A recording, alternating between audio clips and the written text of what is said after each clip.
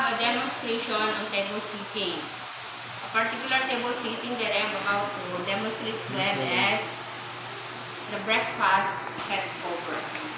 So prior to table sitting, I have to check first the furniture's condition. So I am checking now whether the table is wobbly or not.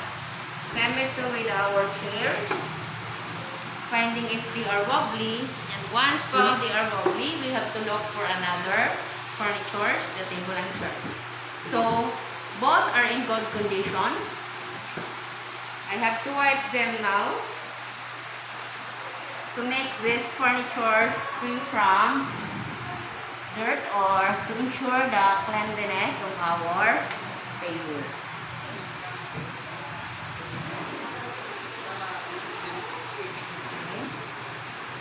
In the same manner with our chairs, you have to wipe it.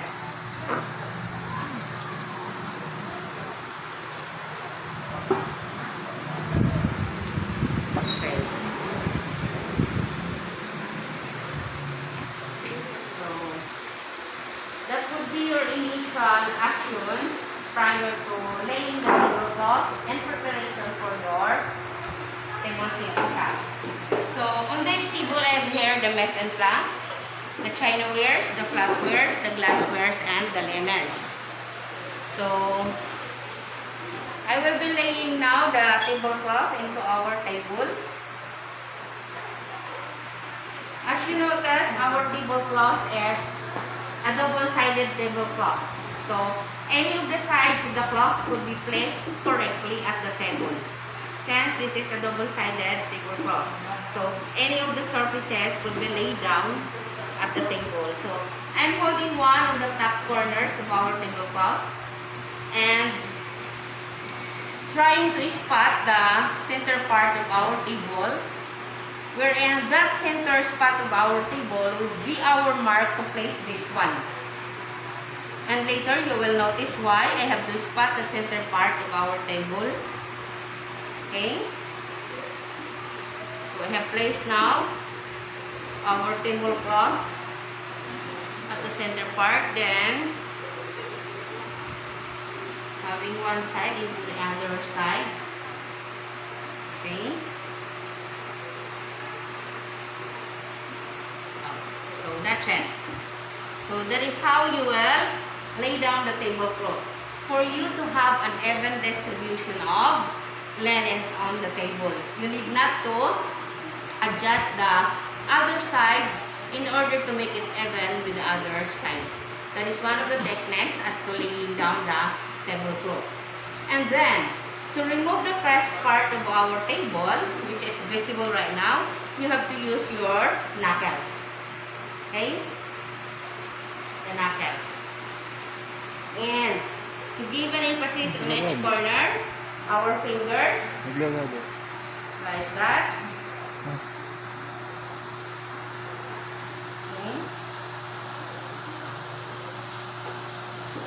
Okay. So our tablecloth now is properly laid down on our table. So time to have now our table appointments. Okay. So we have to make sure that our table appointments are properly cleaned and sanitized. So before having them all, we have polished this morning in preparation for this activity. So no need for us to polish this now. Okay? Since they have been polished prior to having this table sitting task. Okay? I could lay down or place the tray on the table since there is no guest yet. But if there is a guest, it is not allowed to have a tray laid down on a guest table. Okay. So we have utilized our tablecloth on our table. That is why we have to measure an inch from the edge. Okay. So we have to make this as our mark, wherein we have to center our cover. So an inch from the edge, lay down the chandelier. Okay. So our dinner plate, a liner plate for our cereal plate. Then,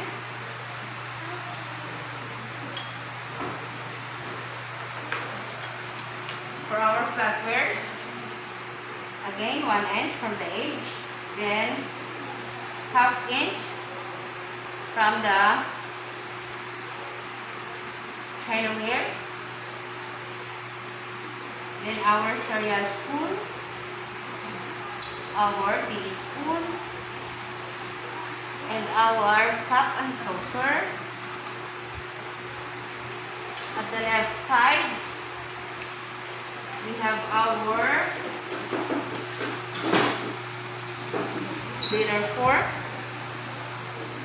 and our bread plate with butter spreader is placed at the left side since our table is a rectangular or a square tray.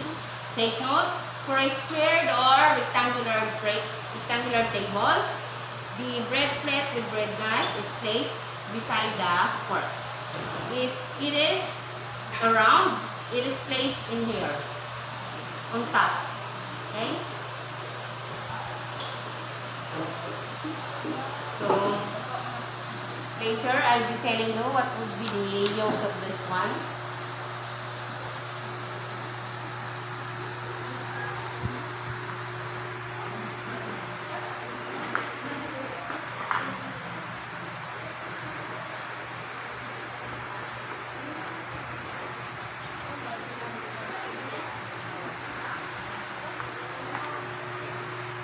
So, on top of our, or at the tip of our dinner knife, this is the only placement sealing for our water goblet.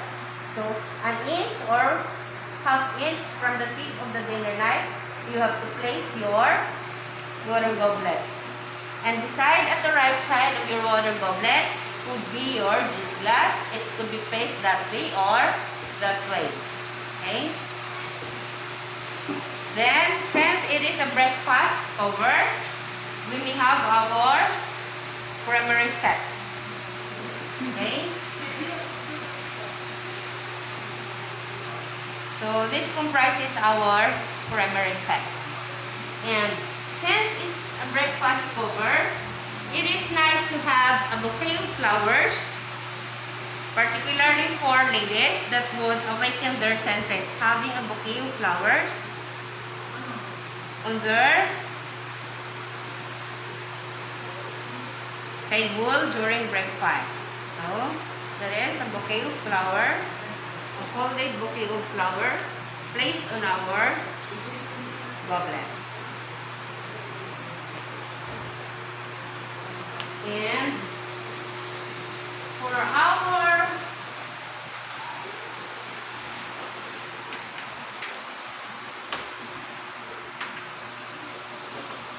salt and pepper shaker here, and our finale would be our centerpiece.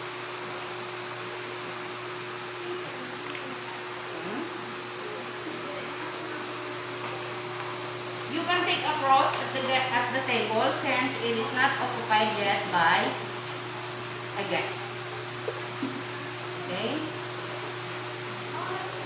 So that's it, our breakfast set cover. Okay. This time I'll be giving description why the table of placements are being set this order or this way. Okay. So a cup and saucer goes with our teaspoon. So it's obvious that teaspoon would have 2 placement settings during breakfast. It could be placed in here before the cereal spoon, or on our previous demonstration like that, for right-handed. And in the event a guest is a left-handed person, you can have it this way, but changing also the cup's positions, isn't it? As well as the teaspoon handles this way and this way.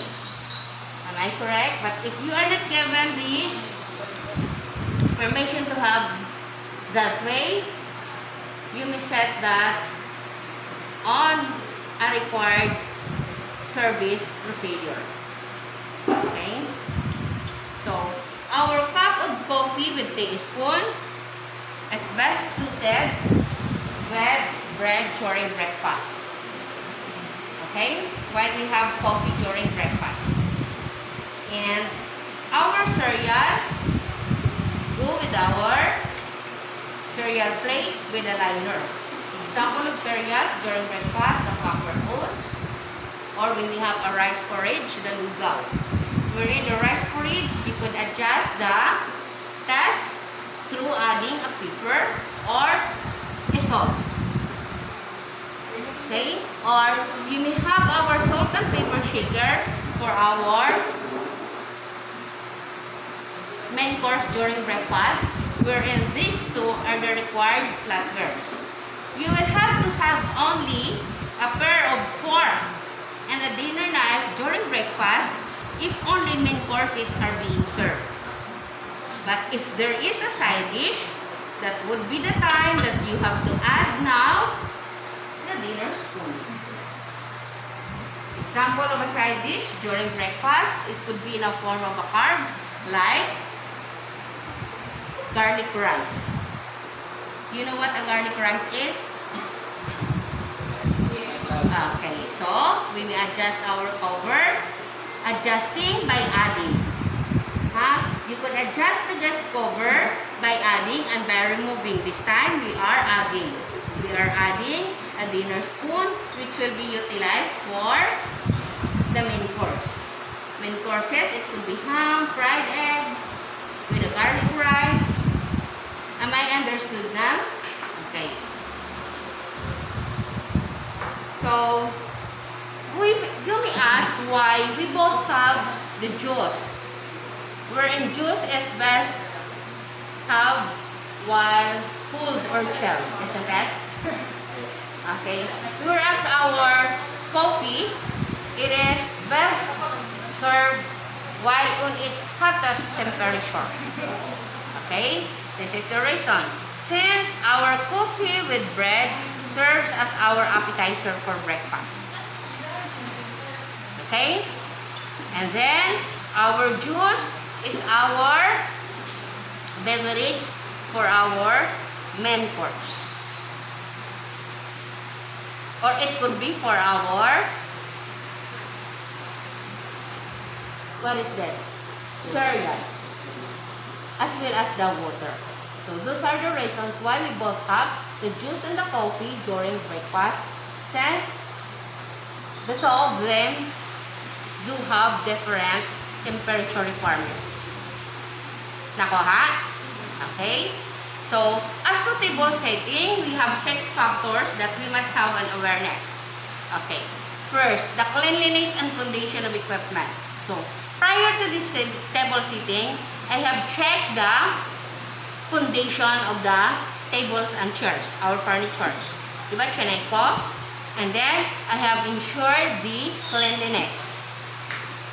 And in the same manner with our table appointments, I mentioned that before having them to this table sitting task, this has been polished this morning.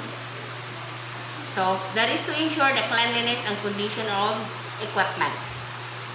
Another, you have to see to it that all table appointments do have balance and uniformity, or the symmetry. Ibig sabihin, they are uniform. At one glance, there is no eyesore. Is there an eyesore on our set cover, the breakfast set cover? May eyesore? So, harmonious setting na. There is balance. They are uniform. Our Chinawares are uniform. They are all in round and in white. Our flatwares, they are uniform or they have symmetry. Diba? Okay? Okay. Our linens. We have one color of our linen, which also complements with our centerpiece.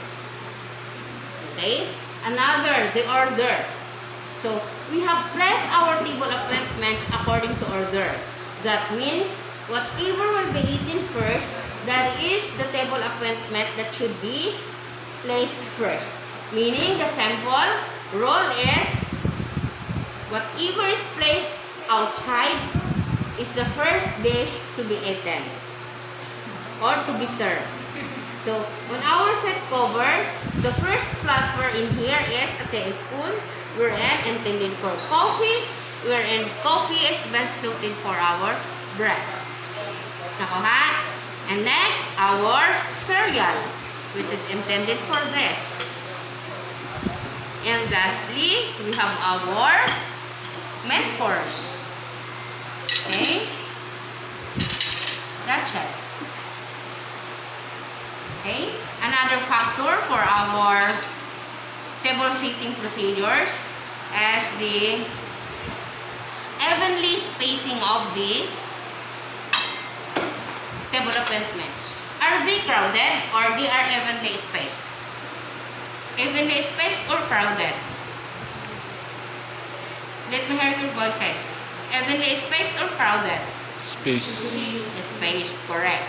Since we have spaced them half inch to 1 inch before placing another table appointments. That is evenly spacing them. And lastly, another factor is the timeliness. Remember your first task in our first core competency, the taking table reservation? Diba? Wherein the person who would like to book a reservation will give you their preference time. For instance, their preference time is 8 p.m. You have to ensure that 7:30 p.m. the table is all settled according to their preferences. Meaning, timeliness is observed. So, that would be all for our table seating procedures, wherein I have demonstrated the, what is that? Tables. Sitting. Breakfast set over. Okay. Cut.